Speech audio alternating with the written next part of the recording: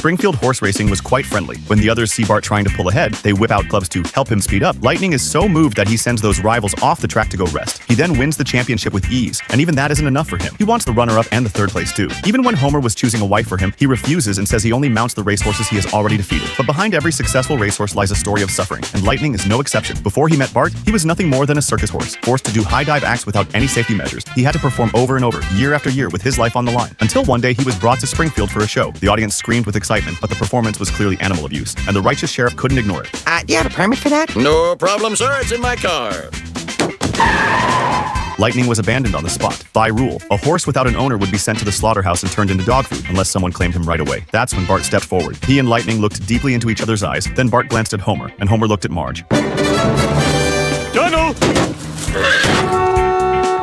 Once they got home and did the math, Marge lost it. The monthly cost would be several $1,000s. Homer said it was nothing, just pocket change. But Marge's shopping habits were already expensive. She had things like a mop that needed to be fed, scissors sharp enough to slice iron, and a beetle for unclogging drains. To avoid raising another useless money pit, Homer decided Lightning needed to earn his keep on the racetrack. Soon, race day came. While other horses charged out, Lightning froze at the starting line. His eyes were filled with fear and his legs stiff as stone. Bart told him not to think about anything and that losing didn't matter. With Bart's constant comfort and encouragement, Lightning finally found his courage again. But by then, the race was already over. Even so, he overcame his fear. Homer said all Lightning needed was a makeover to turn him into a real warrior. With a mane of 7 colors, both elegant and rebellious, a tight jacket showing off his muscles, a unique hat adding mystery, and a wild nose ring giving him an edge, his entire aura transformed. Now Bart had no hesitation, and Lightning's eyes burned with fury. He looked possessed, ready not just to win, but to crush anyone who stood in his way. The race held no suspense. Lightning destroyed the competition and claimed his first championship. From then on, he couldn't be stopped. He began writing his undefeated legend, and even awakened Hanshoku Haki One Glare could send other horses home to bed. But Homer, Lightning's trainer, fell into a trap set by the bad guys and was pulled into another dimension. It turned out the ones racing against Bart weren't humans, but elves who looked human. They hid their long ears under hats and imitated human voices and behavior. They had monopolized the horse racing industry for years. Lightning's arrival broke their balance, so they threatened Homer and ordered him to make Lightning lose the final race. If he refused, they would eat his brain. To survive, Homer agreed and was sent back to the human world. He felt like everything had been a dream, unreal, until the elves showed up again to threaten him, proving it was all real. That night, Homer talked with Bart about throwing the race. Bart was shocked because his father had always taught him that only first place deserves to live. Homer said that was true, but he didn't want to push Lightning too hard. A little break wouldn't hurt. Bart admitted that made sense, but the final race mattered. If Lightning won, the prize money would let him live the rest of his life like a stud. Homer realized Bart had a point. For the sake of his own future happiness, he decided to fight the elves head-on and let Lightning go all out. The finals arrived as scheduled. The elves bared their teeth at Homer, but they couldn't stop Lightning from winning with ease. Little did they know the elves on the other side had aimed a cannon at the podium. At the critical moment, Homer jumped onto Lightning's back, and the horse carried both father and son to the trap they had prepared in advance. On Homer's signal, Marge and Lisa blasted the elves with water guns and knocked them off their mounts. While they lay unconscious, the family stuffed them all into garbage bags.